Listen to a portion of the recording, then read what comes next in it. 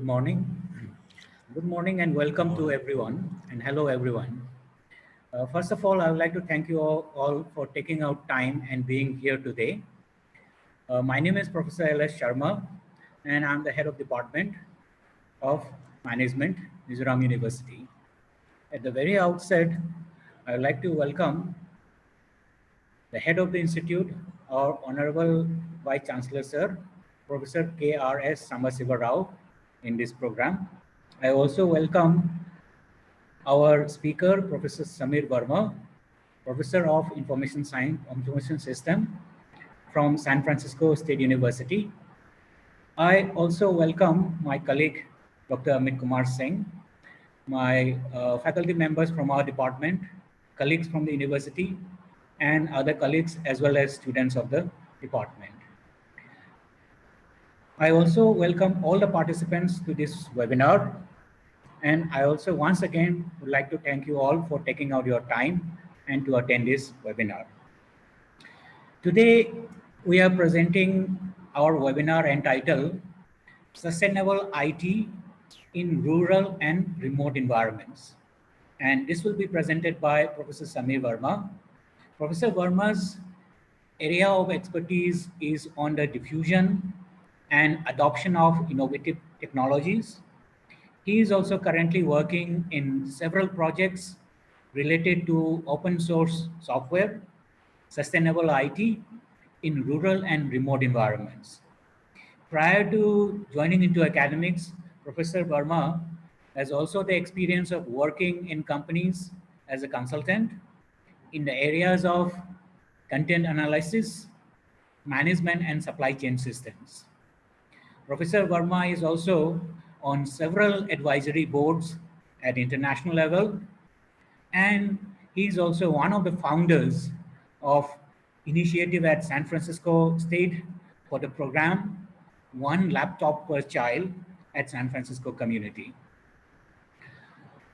The Department of Management, which has organized the webinar, was established in the year 2006 and started functioning as a full department from the year 2008 onwards, with an intake of 20 students in one of the transit academic blocks of the university. As of now, we have had 10 batches of students who has gone through the MBA program. The department has also initiated another program called 5-year integrated program, IMBA, in the university. The programs of the department are also built on the foundation of activity-based learning models, and the participants of this program go through a challenging developmental process in which we try to build the character, competency, and confidence, and try to foster the understanding of business and sound judgments. The program offers an integrated set of skills from the fundamental functional areas of management to the practical methods of analysis and education of decision making to gain strategic perspective and to deliver recommendations.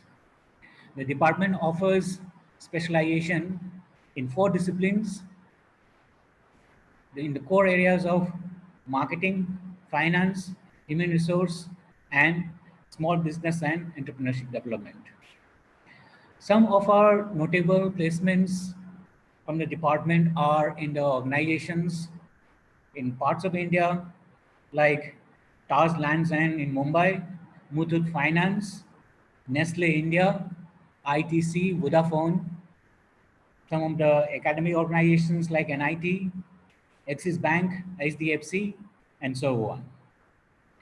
At the outset, I would like to explain a little bit about Mizoram also. Mizoram is located in the northeast part of India, and it is sandwiched between 2 countries, that is Bangladesh and Myanmar. And being in a remote location place, along with the steep hilly terrain, there are problems associated in terms of transportation and infrastructural development. Despite these setbacks, we are in a position where IT has and To further enhance the use of IT in these times of lockdown and in sustainable manner, to further apply the IT in the far-flung rural and remote environment, we have taken up this topic. So we are very fortunate to have Professor Samir Verma, who is well versed in this area and has agreed to give us a talk in this area. And just to mention a little bit about the housekeeping of this webinar before we get started, we also would like to mention that this program will be recorded, and those who want to take the program, you may ask the write to us also. And if you have any questions during the presentation, please type your questions in your Q&A icon at the bottom of the display. We will try to bring them up after the presentation, and we will also have time for questions at the end. So now, without further much ado, I'm handing the time over to Professor Samir Verma. Once again, I welcome all those who have joined now, and I once again welcome Professor Verma. Now to Professor Verma. Thank you very much. Thank you, Professor Sharma, and thank you, Dr. Singh. Good morning and welcome. I'm currently in San Francisco, where it is a little past 9:30 p.m., so a little past dinner time, and it's morning on the 2nd of June on your end. So, and it's on the 2nd of June, so you're living a little bit in the future compared to me. So my name is Samir Verma. I'm going to share some of my experiences with you. I'll give you context. I will walk you through some of the things that we have done here in the last 10, 12 years in this space. And hopefully I can answer questions, perhaps give you pointers to new concepts, new ideas, and so on.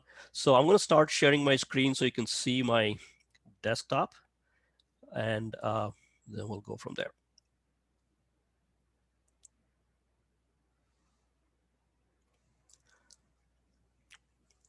Okay, so I hope you can see my screen. So today's topic is sustainable IT in rural and remote environments. Now, when I was thinking of doing this webinar, I was trying to figure out what's a good way to deliver the content in the space to an audience. My assumption here is that majority of the audience here is academic, faculty and students and staff and so on. But I also wanted to think about use cases where you are not in the academic environment and you are looking to do something practically and professionally in terms of an implementation.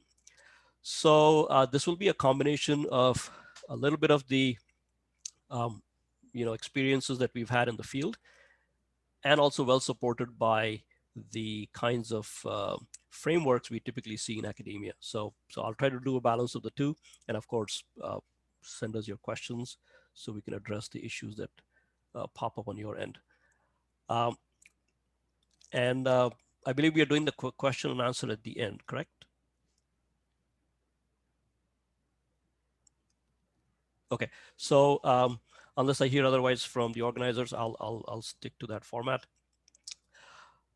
Now, before I get into some of the material here, you can see a few pictures here on the slides, on this particular slide. Let me give you a quick glimpse of what you're seeing here. So some of these pictures, the first one here on the left, upper left, and the second one there, so this one and this one are from Nepal.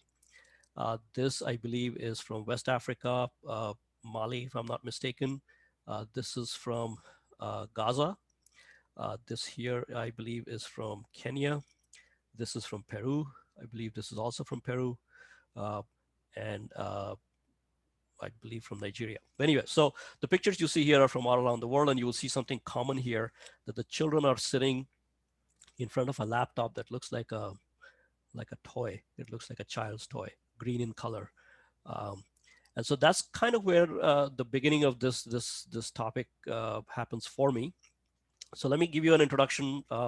As I just said, my name is Samir Verma. I'm a professor in information systems at the Lam Family College of Business at San Francisco State University. So you can see a little bit of detail there on the university here. San Francisco State University is one of 23 campuses, which all are part of the California State University system. So technically it is one university with 23 campuses. Our campus is in the city of San Francisco, which is very urban, very dense. So we are an urban campus. The university has been around since 1899, so it's somewhat old for these parts.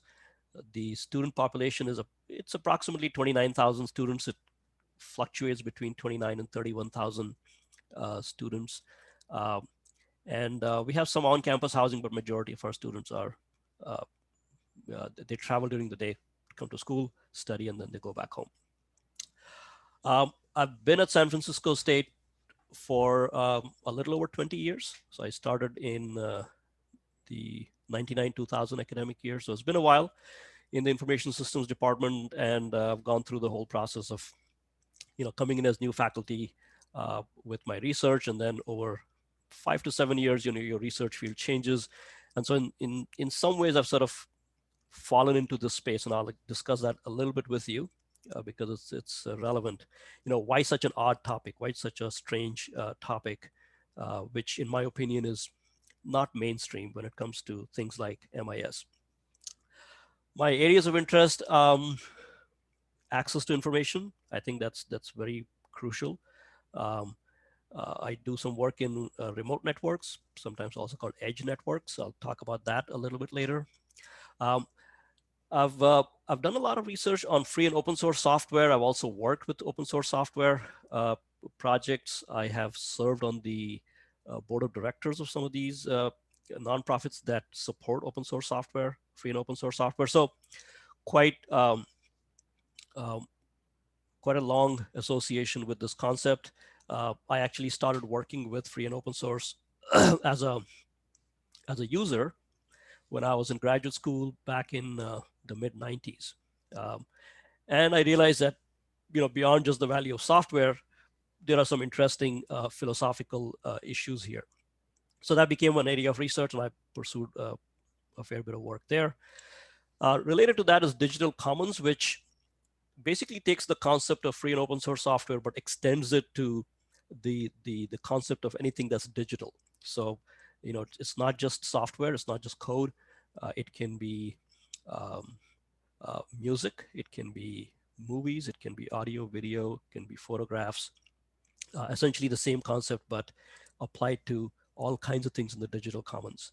And the concept of digital commons is interesting in that, increasingly we realize that the cost of producing and storing and propagating digital material is significantly lower than analog material. And so, as cultures around the world, we do this, right? We take our narratives, our lives, our stories, and we convert them into digital form to make it available someplace.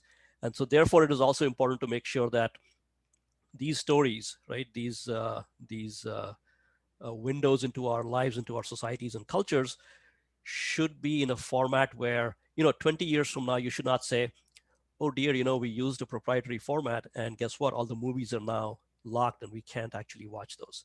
So there are several operational issues that come into play with digital commons. So I've done some work in that space.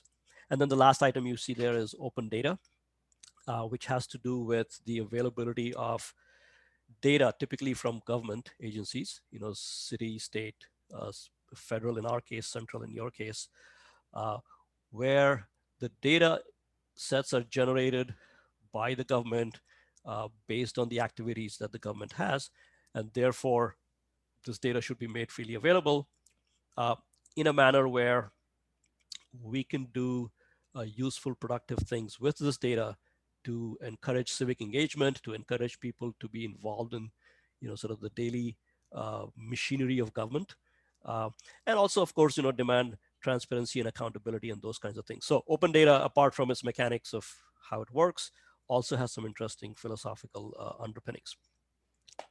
All right, so that was sort of a mouthful. And since I'm doing this to an audience in India, I'm going to add a couple of things by way of my background. So I was born in India. I was born in Banaras. That's where my home is. That's where my father's family comes from. I grew up in Hyderabad, which is where my father was employed at the time. He was a geophysicist, worked for Government of India. Um, so, K through 12 and college, all that stuff was in Hyderabad. And then in my college years, I studied engineering, and then I went to Georgia State University in Atlanta to get my master's, and that's where I switched from engineering to information systems. Um, and the plan was I was going to finish my master's degree, go get a job like anybody else. Um, However, in 1993, a friend of mine introduced me to this new thing. So he introduced me to this new technology, and he said, this is very new, very few people know about this, but this is going to change the world, and it's called the World Wide Web. And so the web had been invented in 91, but we just got to see it in 93. It was very new. And so that sort of was a temptation to go back into academia. And so I decided to go get a PhD in that space, work with web technologies, uh, media, and so on. And so that, of course, pulls you deeper into academia. And so all other plans were shelved, and I became a college professor. So that's sort of the short story of how I got here.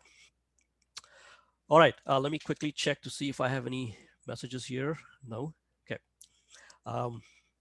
And I think we're doing okay on time. So let me move to, the topic at hand today. So in the topic, you'll see the term sustainable IT. So let me talk to that a little bit.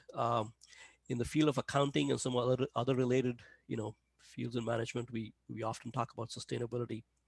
And there is this model called the triple bottom line from John Elkington. And there's a link there. I'll post the slides and you can then follow that, or you can look him up. You'll find that the document.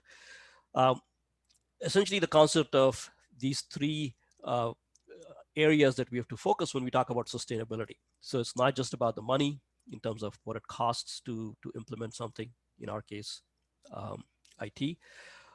It's not just about the environmental impact, because we have to figure out things in terms of waste management and consumption of electricity, fuel and land use and so on.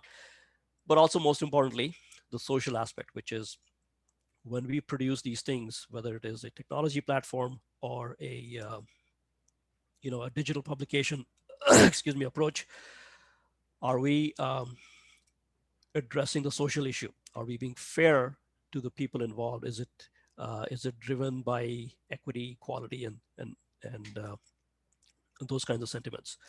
So from a sustainability perspective, that's basically what I'm looking at, is that when we work on these things, we want to be able to touch all these three areas to an extent where it actually has a significant impact. And so that's how the term sustainable or sustainability is included in the topic here, with respect to, of course, IT. Then we have the concept of or the term rural in the title.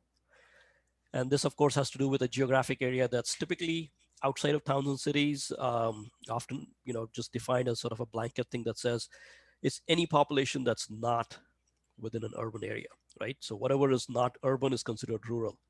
And so in our work, when we did this, we wanted to address communities that are not urban, so they typically may not have access to electricity, they may not have access to communications, water supply, sewage, those kinds of things. So majority of the focus here is on the rural aspect of things, where a fair number of the resources are hard to get, and therefore you have to be very conscious in terms of how you consume these resources. But there's another term in the title, remote. And this is something that we added a little later, because it's not just rural. We're talking about settlements in some parts of the world where it's so far away that, and typically, one of the metrics that is used is it's 350 kilometers or more, right, from larger settlements. So imagine a community that lives so far away that it takes, they have to drive or travel 350 kilometers to actually get to the next settlement. And I'm not sure in the context of Mizoram or that part of India how relevant this would be in terms of distance, but it is definitely things that we see in different parts of the world. And then the other issue is that it lacks transportation links. So typically you don't have roads. You may not have access other than maybe a river or a pathway. We see a lot of communities like that in some of our projects that we did with groups in Nepal, for instance. So remote is an addition to the rural concept that you see here. So it's both rural and remote is what we wanted to address. All right. So with that out of the way, let's get to the topic itself. So bulk of what I'm going to be sharing with you today is actually in a paper that we wrote some time ago. You can see at the bottom there, Verma and Ryan. This is a framework for information access. And so that's kind of where the research is coming from. And this was, IEEE symposium in 2016, I think the end of 2016. So the idea here is that we're looking at universal access to the internet because the idea is that it's a tool for empowering for a variety of reasons. It's access to information, it's access to being able to search for things, being able to communicate. It's a tool for empowerment for communities that are far-flung, remote, rural. In so many ways, you may see this in your lives, excuse me, every day, that when you have a question of some sort, the first thing we typically do is pick up the phone or get onto the laptop, do a search, and a few seconds later, you get the answer.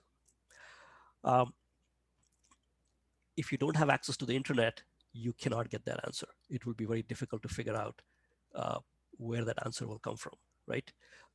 So it may be something very important, like perhaps you want to understand the various cycles of planting crops because of impact of change in the climate, or it may be something very entertaining, like perhaps I'm from Hyderabad, so perhaps you're intrigued by the origins of biryani.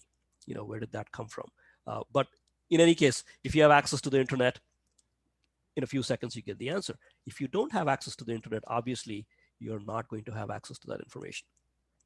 The other is when we talk about universal access, it's ownership. It's not something that we as the rest of the world are providing to them, but basically build it in such a way that they feel that this is owned by them. This is something that they own and they can grow in their own communities. And so therefore, the focus has to be on building capability and capacity, not just the capability to get online and search for things, but also build their local capacity. So that was our focus with access to the internet. And this is a huge topic. Clearly, it's not something that I can solve or you can solve, especially as academics, but we wanted to sort of focus on some key aspects. So the framework we looked at was, let's just consider, does that community have access to electricity? And does it have access to the internet? And sort of look at the confluence of those two variables, right? And then see what kinds of solutions exist there. So I'm going to share 3 examples with you today from 3 different projects. The first is from OLPC, one laptop per child. This is a project that came out of MIT Media Lab back in 2005. There's a second one called PCI, which is a group called the People-Centered Internet that I've worked with. And the third is called Wired, which is a healthcare nonprofit. So I'll go through these 3 examples to sort of give you a sense of how these things fit. All right, so here we go.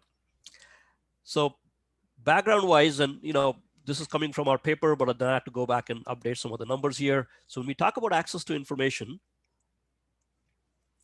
the key limiting factor is the scalability of analog access is very limited. And by analog, what I mean is, imagine you write a book and you have a paper copy. And now you want to disperse that paper copy to 1,000 people. Well, you will have to go find a press. They will have to take your contract. They would have to print your book on paper, create 1,000 copies or 10,000 copies or whatever the demand may be. Then those copies would have to be shipped. And so the scalability of analog access is incredibly poor when we talk about going worldwide. And so clearly early on, we've decided, right, we want to switch over to a digital form for all kinds of access to information because the access to information through the digital medium is very scalable.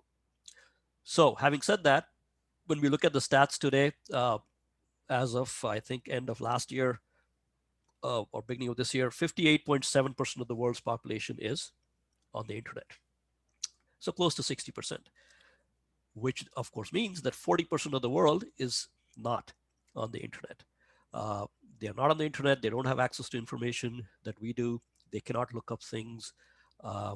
They also cannot check out your Instagram or watch movies and stuff like that, which is a far cry from just basic access. So 40% is still significant. It's a surprising number. I think the proportion of people who are not connected has been shrinking rapidly, but still in 2020, it sits at about 40%, a little over 40%. I just find that incredible. Okay, so the next thing is, when we look at internet access, what we found through research and even our own experiences is internet access is not a binary variable. It's usually treated as such for statistical purposes, where they'll say, we did a survey and we found so many people have it and so many people don't. Just like I said in the previous point. However, in cases where people have internet access, so if let's say we said, yes, I have internet access, it simply means that you are able to connect to the internet. It doesn't mean you can use the internet for all kinds of things, right? So perhaps your connectivity is good enough for email. Perhaps it's good enough to do some searches on the web, but it's certainly not good enough to watch movies or YouTube or Netflix or whatever that case may be. So while in terms of numbers, we treat it as a yes/no variable, in reality, throughput, latency, and all of those things play a big role in the effective use of the internet. So that's the information access part. The next part is, it has to do with access to electricity. I mean, these are computers, right? You need power to run them. So some more numbers here, 13% of the people live without any form of electricity. So that's not too bad, but 13% is still, not close to zero. So there are still parts of the world without any electricity, but it varies. So for instance, I looked up the numbers earlier this morning. India overall sits at about 85%. Samo, for instance, sits at 100%. But on the other hand, Chad in Africa sits at 8.8%. So the variance is tremendous in terms of access to electricity. And then when you look at rural electrification, again, the rates are quite varied. Overall, the world sits at about 70% rural electrification, which I think is quite nice. But if you go to Latin America, it's at 85%, whereas in Africa, it's at 26%. So again, these numbers, they give you a sense of things, but when you go to a specific community that needs to have a computer, these numbers are not that important. Either they have electricity or they don't. So these are the two variables we've looked at, right? Access to electricity, access to information. Now, if we put these together, we basically end up at the confluence of how am I going to use these resources? And so we look at devices. And by far, the largest sector in terms of devices is smartphones. I sort of added tablets there, but it's really smartphones. These are low powered, which is important because, a smartphone can run on significantly lower power compared to a laptop or a desktop, which means you can charge a smartphone using a solar panel or a battery bank or some such thing, whereas a laptop or a desktop will take significantly more power. So smartphones are sort of the way to go. Number-wise, you see 3.2 billion phone users. Penetration is at 41.5%, which is quite significant. Clearly, smartphones have overtaken, laptops and desktops and so on. And therefore, in fact, worldwide, you'll see that Android, for instance, has the world's largest footprint in terms of systems because of smartphone penetration. So these are all important observations in that space, specifically the low-powered part. I think that's very important. So once we take all these pieces and put them together, what do we get? We get a framework. So we did something fairly simple. Basically said, let's take the internet on one axis. So this is access to internet. Let's take the electricity part on the other and come up with a grid. And based on, some research in the space, we basically figured we would do a 3x3. So we basically end up with 9. So you either have no electricity, you have reliable electricity, or it's unreliable. So you see those 3 variables or 3 boxes there. And similarly for internet access, it's either no access, unreliable access, or reliable internet access. So now the issue is that when you go to work on a project, you could place that project in one of these 9 boxes. And based on where you place the project, there are certain strategies to follow and approach to build the infrastructure out in these places. So to give you some examples, to show you, like, of course, there are 9 boxes here, and I'm not going to give you 9 examples. I'll give you 3. But it'll give you a sense of how some of these things work. All right. Let me quickly check if there are any items here. Q&A. Okay, we'll come back to this in a bit. So the 3 cases I have, the first one is 1 laptop per child. The second is people-centered internet. The third is Wired International. So the first project is something I started working with them in 2007. I still do some work with them, but that was sort of the beginning of this project. Their approach to this thing was providing laptops to children for learning. My interest was, I mean, that part is fine, but my interest was also to see how that can be used as a vehicle for access to information. So in this project, it's an education nonprofit. They started in 2007, delivery of laptops in 2007. I think a little over 42 countries, so it's a fairly long list. My project is this project in India, a small village in UP. It's about 100 kilometers, a little over 100 kilometers north of Varanasi, and the village is called Bhagmalpur. And the situation here was that when we started this, and I think this was in 2012 or so, you could get 3G, but it was fairly unreliable. Electricity was unreliable, so we had a combination of the electrical grid, solar power, diesel generators, sort of combine all those to be able to charge batteries and then run the computers there. So to give you a sense where it is, that's where Bhagmalpur is. It's just a small village, so it's right there. You can see there is Varanasi, there is Lucknow, so it's somewhere there, close to Faizabad and so on. And it also happens to be something with a strong personal connection. In fact, this is a zoomed in view of the village itself. There's hardly any mapping available, but we actually did some mapping. So if you go to OpenStreetMaps and search for Bhagmalpur, you will find the mapping of the school here, some of the buildings here and such, because this is something that we were able to do while we were there. So this is, Bhagmalpur is actually my mother's village. This is where my mother comes from. And so that's sort of my connection with this place. And when I started working in this space, this was a major driving factor. So, as a child, I would spend my summers between Banaras and Bhagmalpur, the two places where my grandparents were, with my father's family and then my mother's family. And Banaras is a big city, very dense. They of course had their power problems and such, but it was still it was a big city. By contrast, Bhagmalpur is a farming village. They got electricity sometime in the late 80s, I think. So it was very quiet and sort of a typical farming space. So a lot of my childhood memories are from here, including the families and people. And so when I started to look at this aspect of access to information as a researcher, right, in terms of the technologies that we have available to us and how they can be implemented, by default, my mind would go here. My mind would be, what if we could do this in Bhagmalpur? How would that work for us? And so that sort of got me started with a lot of work. And it's taken a long time. It took us many years to sort of set this up because of a variety of things, including access to resources and funding and so on. But eventually we managed to implement a project here. So here are some pictures to share with you. This is the local school that you see on the picture on the left, the Purva Madhyamik Vidyalaya, where children study up to 8th grade. And in fact, this is the school my mother went to. And this school has a long history. From what I understand in my family, the school was started by my mother's grandfather, and then post-independence, it was essentially handed over to the UP government to be run as a public school. And then you see some pictures on the right. These are children who got the laptops, and there was a little bit of training, but for most part, they really took off very quickly to figure out how to use it.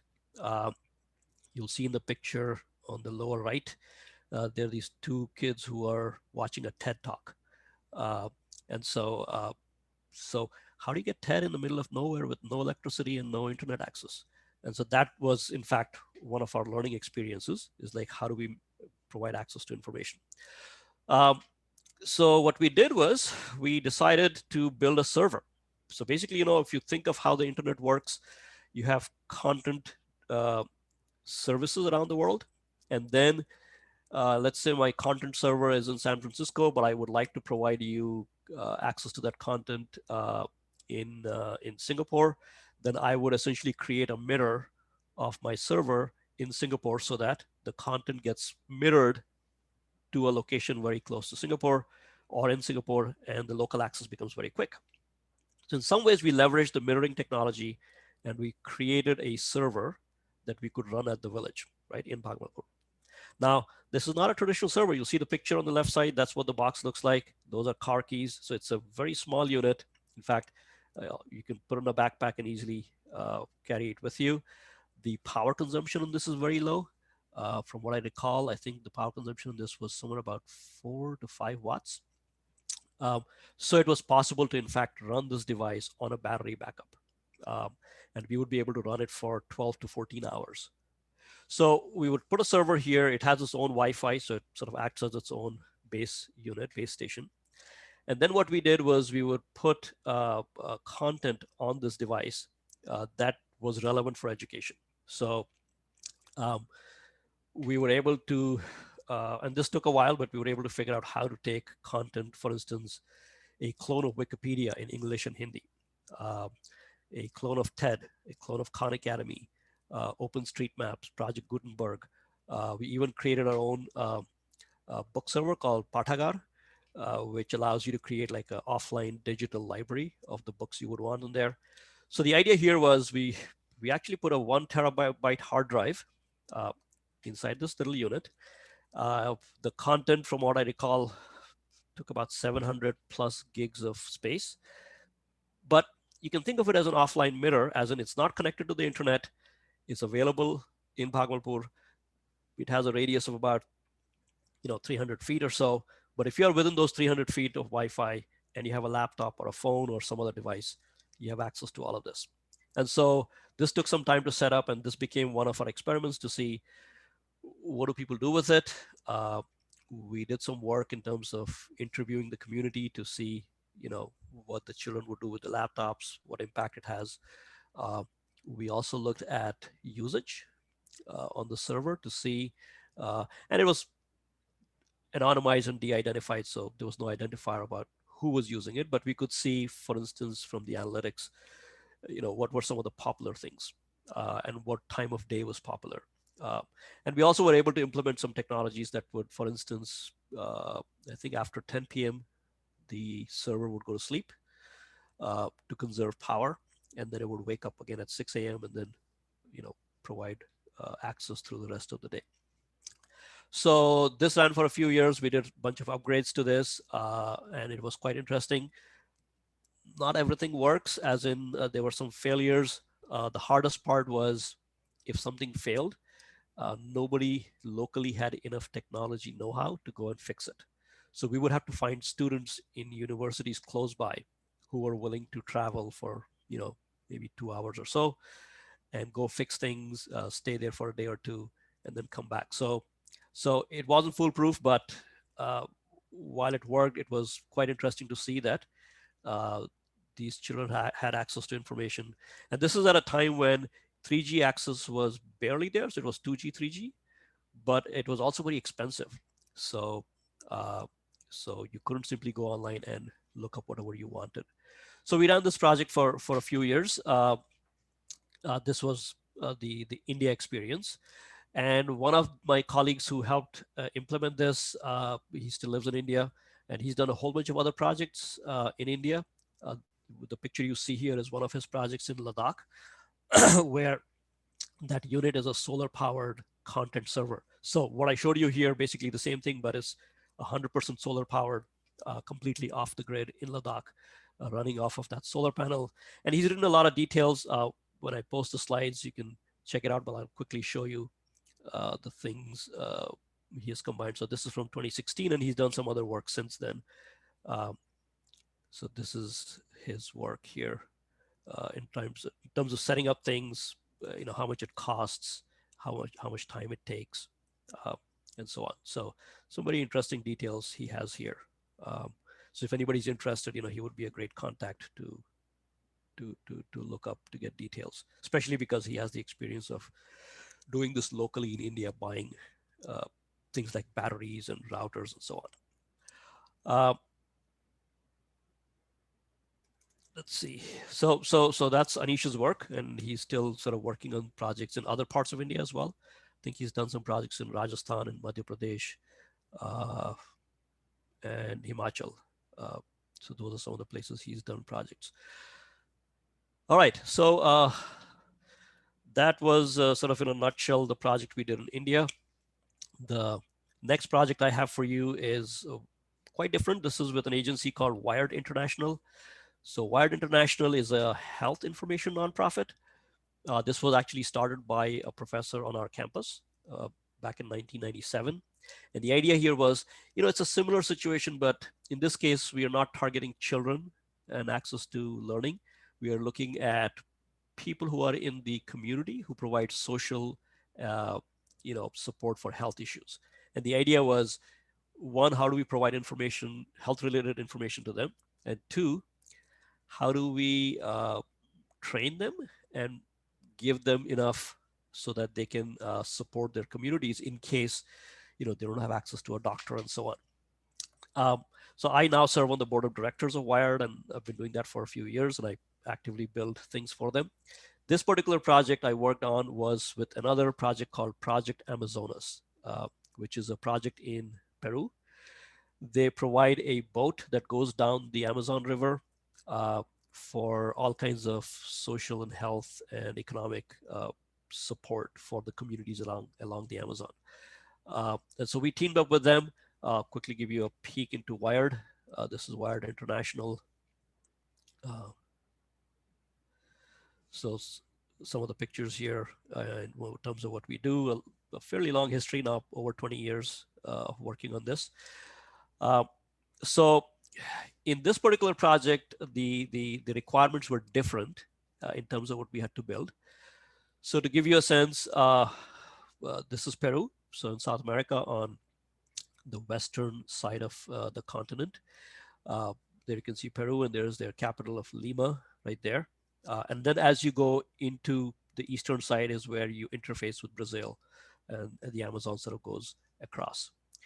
If we zoom in, this is that segment of the Amazon. The nearest town is Iquitos, which can be reached by air. They have a small airstrip there, there and there. But from Iquitos to go up the river to any of the other communities, there are no roads. So you have to take the boat and you have to go up the river. And once you come to a settlement, you basically, moor the boat, get off the boat, and then you go work with that community. So the community that we work with, so this is Iquitos in Peru, which is where the airstrip is. So you would fly into this place, and then you take a boat from Iquitos into the river. And so this is Mishana, which is one of the communities we worked in. So the team basically goes on that boat. You can see on the lower right is the boat. It's a fairly big boat, so it's not like a small boat. But you take the boat up to the community, and then they provide you with typically the local school or classroom or something. And we have some medical students from Peru and some doctors who come in from Europe and US and other places who work pro bono. And so they will set this up, and you see that pink laptop you see there is the clinician's front end, the software that is used by the clinician to do the recording of all the data and the diagnosis and so on. And then on the back end, we basically provide a self-contained case. So what you see here is this yellow suitcase. This is actually in my office when I was working on it. This yellow suitcase is fully sealed, self-contained. It's sort of one of those things you may see in an Indiana Jones movie where you throw something from the helicopter, it lands in the river, is very robust. In the suitcase are laptops and other devices, which are the clinician stations. So the doctors and the nurses will sit with these laptops in different parts of the room. The server that runs the system is completely battery powered and contained in the case. It also provides its own Wi-Fi and provides its USB backup. And every so often, there is a solar panel on the boat combined with a small generator, which charges the batteries in the case. So the idea is that this is a fully self-contained unit. You do not have to, go set up anything. You basically open the suitcase, pull out the laptops, and you're ready to go. And what this does is, you can see a screen there. This is an electronic medical record system. So this is an EMR. You can see the screen here. It's in Spanish for Peru. This is what the clinicians will use to enter the data and record the diagnosis. And then the server actually records all the stuff. They can print receipts from there. It's completely portable. There's a portable printer. And then some of this data is shared with the Ministry of Health, which is one of the sponsors of this project, which we're able to extract from the EMR securely and send off to the ministry. So again, in this case, you can see no electricity, no internet access, there's no infrastructure. So we decided that instead of going to this settlement and building something there, we would build everything into a suitcase. And that way it actually goes from one location to the other. So this has been going on for, I think we implemented this in 2016. So I'm in fact working on the second update for it right now. That suitcase is back here, and it'll go back whenever air travel opens up again to Peru from here. So this is Wired, and then as a side part of Wired, they have this whole library of over like 400, I think 450 odd health modules. So these are again health information modules available on their site. This, you can see the screenshot here is actually for coronavirus. We had to work day and night to build this as soon as COVID-19 became a threat. So it has got some details about COVID-19, how to cope with stress, how to, understand the immune system and all that. More importantly, though, we also built a piece of technology here that allows you to access this information offline, right? Because if you're going to Amazonas and there's not going to be internet access, you can offline all the modules and make it available to the community there in English or Spanish and so on. So there is the resource there. You can see lots of different topics, and any topic that you pick will then have details about it. And this can all be made available offline. So this is the second system in this particular space that we worked on. And there are again things that do not work. There are some failures here, things that we did not foresee, but for most part, it has actually been quite successful.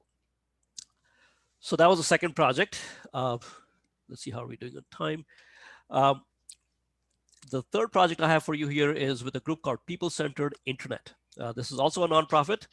You're perhaps seeing a trend here. I like to work with nonprofits. I'm not against the profit motive, but I just feel like as an academic and as a researcher, this is one of the better channels for me to put my effort to some good use. So People-Centered Internet is a nonprofit around here. They're not too far from us. They're in Palo Alto. Founded by Dr. Vint Cerf, who is recognized as one of the fathers of the internet. So the internet that we all use is based on the TCP/IP protocols. And Vint Cerf, along with Bob Kahn, are the two people who actually built all of that stuff in the early 70s. So he's often credited as the co-father or one of the fathers of the internet. So he started the group with a specific agenda that now that the internet is here and it's scalable and it works around the world, how do we use it as a force for good? And how do we improve the well-being of people around the world through the internet? He started the group, I think, 40 years after TCP/IP was released, and with the intention that we should now leverage what we have to do good around the world. So I worked with this group. We've had the great fortune, of working with Windsurf, an amazing person.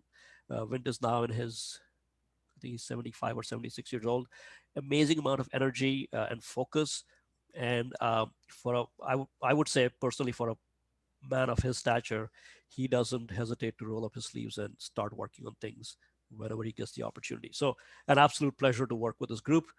For them, I worked on a project where we built, again, something similar, which is access to information for schools. These are in Tunisia.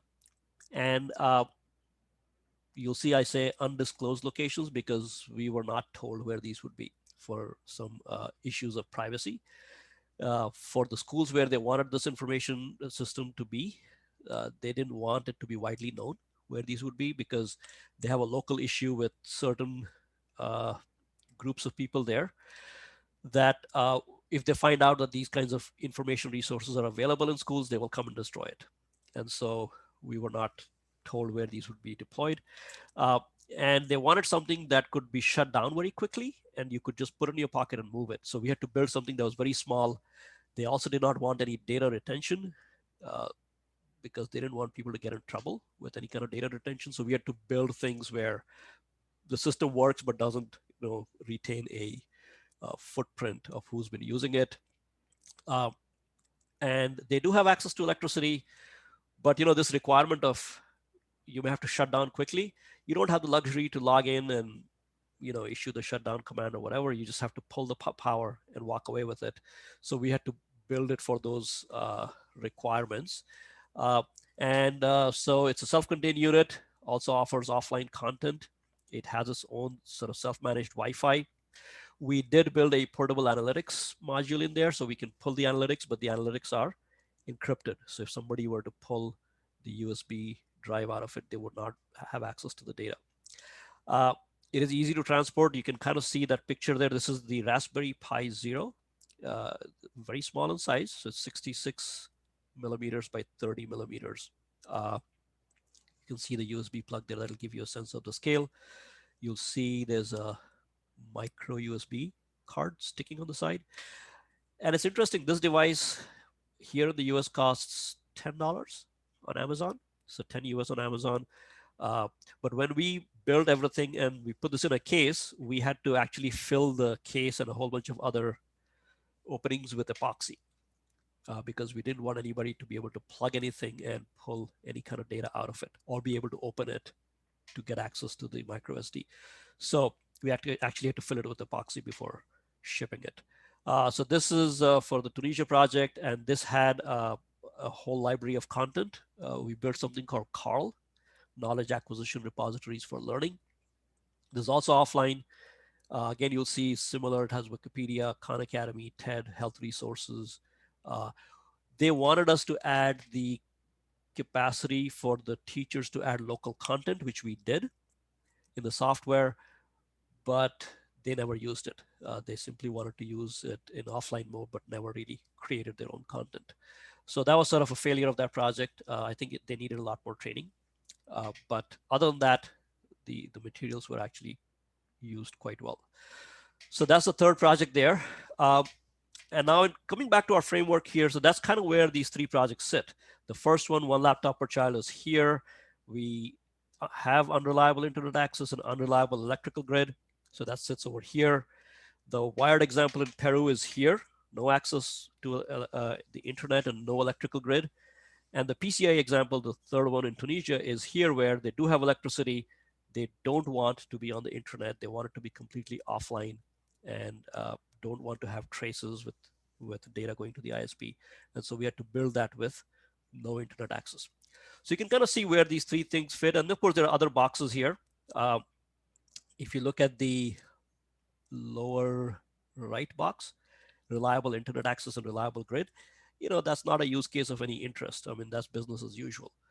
But as you go to the left side where you have no grid or no access or unreliable grid or unreliable access, those become interesting use cases to see what is it that we can do to provide people with access to information. So that's kind of where the three things fit. In the tail end of it, after we did a bunch of this work, I'm always sort of bothered by this, which is, we do a lot of research, we write those research papers, they get published. Uh, uh, on the practitioner side, people hardly pay attention to that work. They say, oh, that's academic work. So there has to be sort of a good combination of the two, right? Work in the field and work in academia, they should have a good combination. So going back around 2012, we see this new space of research coming up called fog computing. And it's a very interesting concept. So a fog, and you live in Mizoram, so you're familiar with the fog. I live in San Francisco. We get a lot of fog here. So what is a fog? Fog is a visible aerosol, right? Which basically tiny water droplets, which is close to the Earth's surface. So basically it's a low-lying cloud. Fog is basically a cloud, but it is very close to the ground. Now, when we look at cloud computing as a field, cloud computing it's an on-demand system, lots of computing resources somewhere centrally located at a data center, right? Fog computing is essentially extending the same set of technologies, but bringing it closer to the user, closer to the edge. So if I took cloud computing technologies and implemented it in Bhagmalpur, my mother's village, that wouldn't be cloud computing, that would be fog computing. And in effect, what we've done with these three projects falls in that space of fog computing, because we are leveraging a lot of the cloud type technologies of virtualization and so on in these devices. But we are running all these things very close to the edge, very close to the user, with a very small footprint, powered on solar panels and batteries and so on.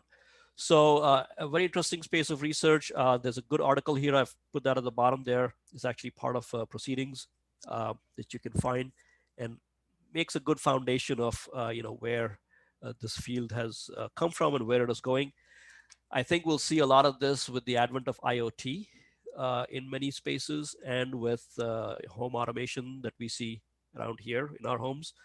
You talk to your you could talk to your phones, and you talk to your TV, and your TV is connected to the internet and all of that stuff.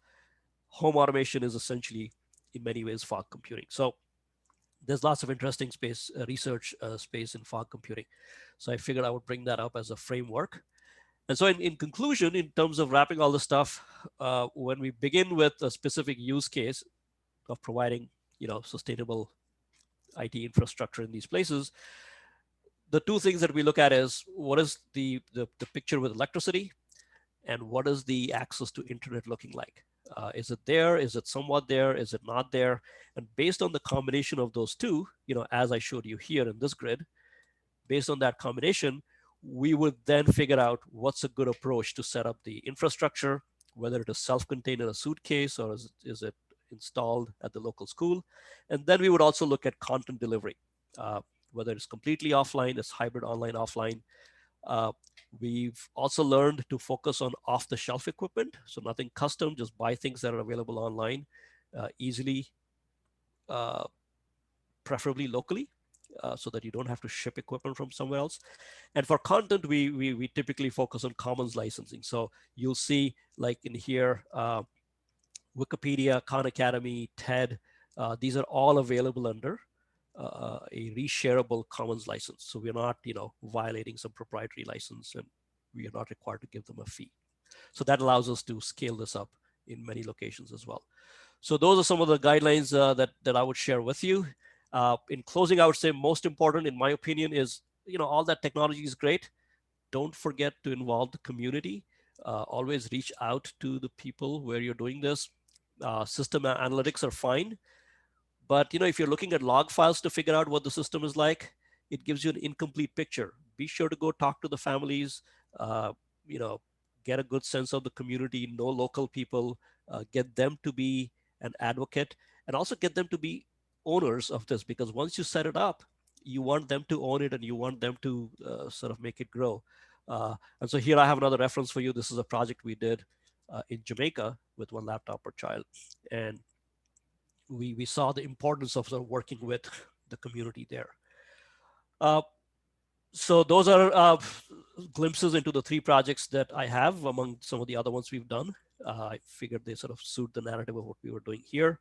And in closing, I'll share this picture with you of these 2 children from Nepal. You can see how one of them has a fairly modern implement in the laptop, and then the other one has an ancient implement, which is also quite useful for tilling the field. And you can see the clear joy on their faces. So I think access to information is very, very important. All right, so with that, those are all the things I had to share with you. I will close the slides here, and let me turn on, so stop the desktop sharing and go to the camera. Thank you.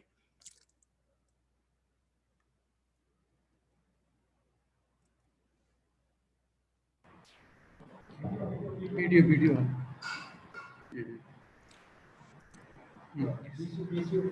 VC sir is there. तो invite करिए ना. कहाँ से invite करना है? कहाँ से आप शुरू करिए, बाद में पहले इनवाइट किया जाए. नहीं पहले क्वेश्चन. Okay. पहले बोल सकते हैं. Okay, thank you very much, Professor Samir. There are a few questions. A lot of questions have come in between. Join कर दिया है ये. नो सुन ले हैं. So before going to that, I'll just like to request our Honorable Vice Chancellor to say a few words. Oh, certainly. So, to Professor Vice Chancellor. Good morning, everyone. Dr. Verma ji, it was a very wonderful presentation. Thank you. I have been listening your lecture. It was really good, and you have given the various advanced inputs of the information and other environment. It was very good. Actually, I have been listening it, and thank you very much for having the students and the participants for giving valuable information to our university, and also the participants from different places, different parts of the country. I think 1,000 people are there. They have been listening very patiently, and it was very good appreciation, and more than several questions also coming up, and very good appreciation I saw. So very good. Thank you very much for your help to our university and other university participants. We look forward to have a good collaboration in future, and also if any necessity arises, we'll contact you back again. Thank you very much. Okay, thank you, Professor Rao. It's a pleasure to be a part of this, and I hope this is a beginning, so that if there are projects that people want to do in Mizoram, I'd be happy to help with those. Yes, thank you very much. Thank you. Okay, thank you. So most of my questions are directed to Professor Samir Verma. Some of the questions, let me take up one by one. Let me start with some of the simple conceptual ones which some of our viewers have requested. One of the question has come from Dr. Vinod Kumar Yadav. The question is, he wants to know a concept of sustainable IT. He wants an explanation of the concept of sustainable IT. Sure. So when we're looking at a framework of sustainability, we're looking at the economic aspect, we're looking at the environmental aspect and the social aspect. So, for instance, if you were to take, and I'll give a simple example, if you were to take a basic server that runs at the data center of any company that provides either web services or so on, these servers consume a good 200 to 300 watts of power. Now that power is of course powering the devices, but it is being generated someplace. And so you also have to look at where is the electricity being generated and what footprint does it have, and is it able to support the resources you want to provide? So in our case, for instance, it wasn't even the question of, can we run a 300 watt server? The issue was with solar panels and with a battery bank, and diesel is, it's not expensive, but it's also not cheap. And environmentally, it's not very good. How can we come up with a footprint where we can provide the information we wish to provide, but still build it in such a way that perhaps it can run entirely 100% on solar? And then there are other issues where, for instance, when the battery life eventually expires, there is you have to get rid of the battery. Where will the batteries go? So there is that issue, and that issue applies to laptops and so on as well. So sustainability is not just one of those things. It's several aspects there with respect to how much money goes into the project. So for instance, the things that we have done, we try to keep the footprint very low. So for instance, the project in Tunisia, we can implement that in under $50 per location. And so that translates into a lower economic burden on the sponsor or whoever's paying for this. So we look at all those three different aspects. The social part is important as well in that, I did not bring this up in the session, but for instance, in our project in India, when we would speak to the families, they would have concerns. They would say, you are giving my child a laptop. I don't know what's on the laptop. I don't know what my son or daughter will be looking at. So we have to do some education there, and we have to explain to them that the things that we have are suitable for children. They are educational. We also have to be, I'm very specific about this. I don't want to play the role of the person who judges what content you should see, right? So we provide basically the entire resources as is. So in some cases, there are sensitive issues where people say, we don't want that content available on our system. So you also have to involve the social aspect of it to make sure that the project sustains and doesn't get shut down. So multiple aspects there. Okay. So the second question is also a slightly simple one. I think the question is from Dr. Ritu Jain. I think it has come from the slide only. The question is, what is the binary variable? Yeah, so there when I said binary, I was implying that, when we look through reports and documentation of, any part of the world where we want to do these projects, we'll typically see a report that says internet penetration is at a specific percentage, which means so many people have it and so many people don't. So it's a yes, no. Only but, yes. It's only yes, two, it's only 0 and 1 only. right. Okay. But when you implement it, yes is not enough, because it should be yes, and it should be a fairly good internet access. And that's why it has to be beyond binary. All right. The second question, the next question is from one of our colleagues only, Professor N.B.R. Jyoti Kumar from Department of Commerce, Mizoram University.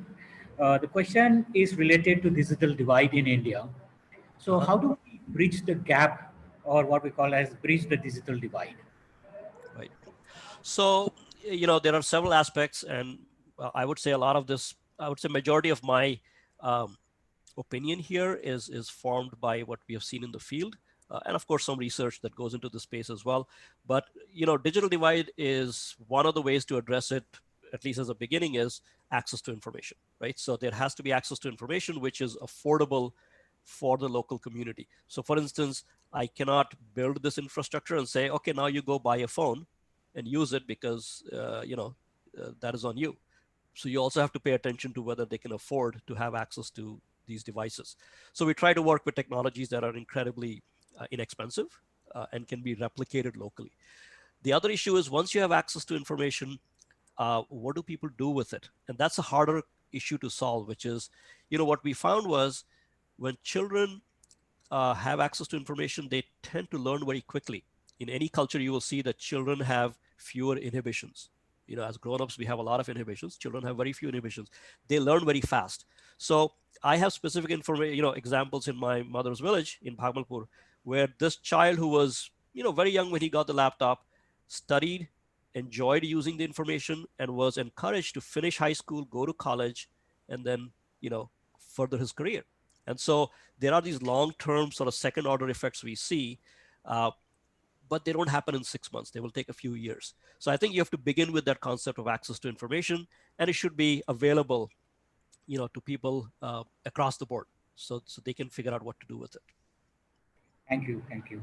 Okay, the next question is a little bit technical.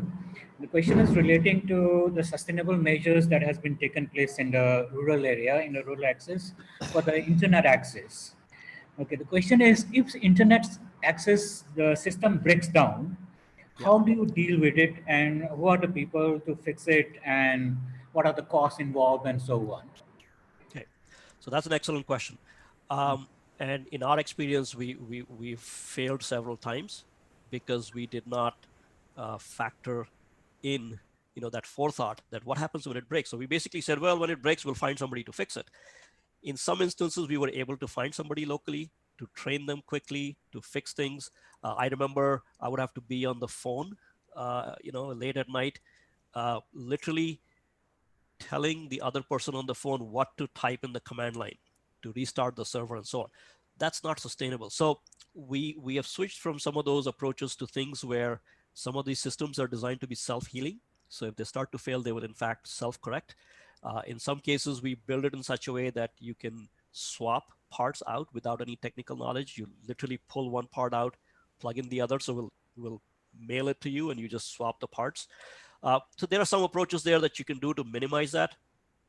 I don't think you can completely, well, possibly completely remove it, but it's very hard and becomes expensive to have technologies that do not require servicing.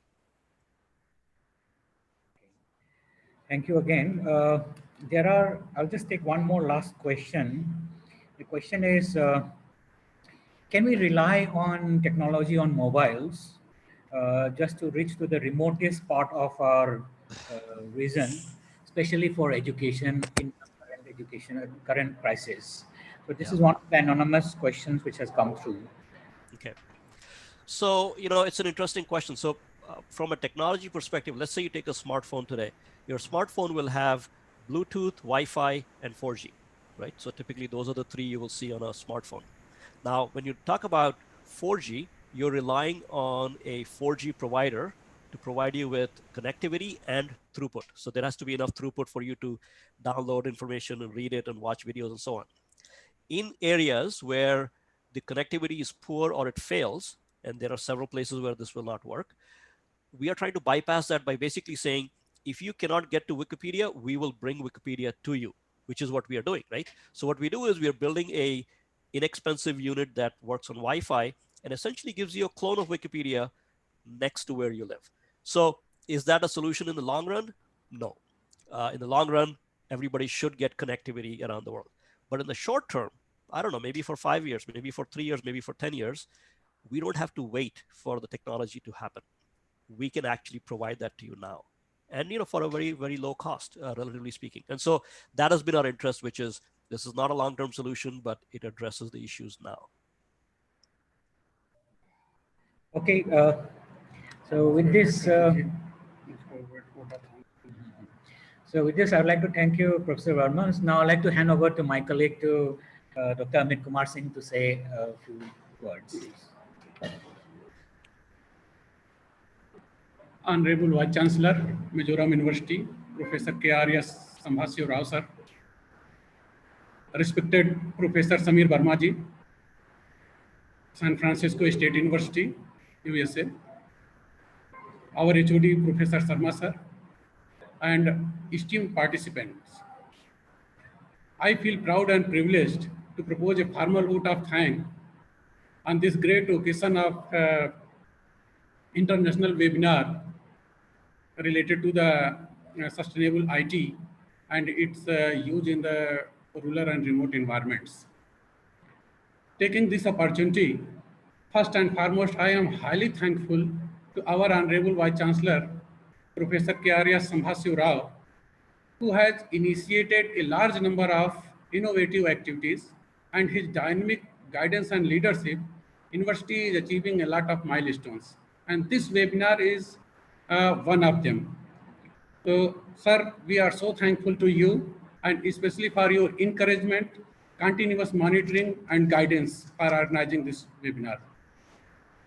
I am sincerely thankful to our guest of honor and speaker, Professor Samir Verma, who has not only accepted our invitation to deliver lecture on such a topic, but he has also guided how to conduct the webinar and delivered so interesting lecture, which is very relevant, especially in our state, Mizoram. Sir, we are so thankful for your acceptance as well as delivering a very exciting lecture. And I am highly thankful to you, sir. I am also thankful to our HOD, Professor L.S. Sharma, sir, who always encourage and give support for organizing such kind of activities. I am also thankful to our IT cell, Dr. Tulanga and Mr. Suraj, whose support is essential for us. Without their support, it is impossible to organize such kind of activities. My most sincere thankful to the participants, all the participants, nearly 1,500 participants registered for this. And because of this Zoom limitation, some may participate through the YouTube or some may not be able to log in. So we will send link to them. But I am highly and sincerely thankful to all my participants, because if without the participation, the success of program we can't measure. And this large number of participation of the research scholar, teachers, tell us about the success of this program. In the last, I am thankful to all my colleagues and those persons who are associated with this webinar directly or indirectly, because without their support and blessings, it is impossible to conduct such kind of program. Thank you so much to all of you. Thank you, sir. Thank you, Dr. Singh. Thank you, Professor Sharma. Thank you, Professor Rao. It was my pleasure. Okay. Thank you. Thank you, sir. Okay. We will meet again. Yes, we will.